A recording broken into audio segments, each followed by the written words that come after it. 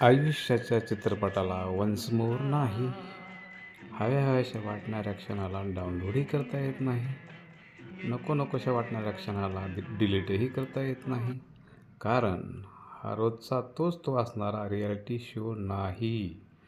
म्हणून भरभरून जीवन जगा, सगळ्यांशी प्रेमाने वागा. कारण हा चित्रपट पुन्हा लागणार नाही.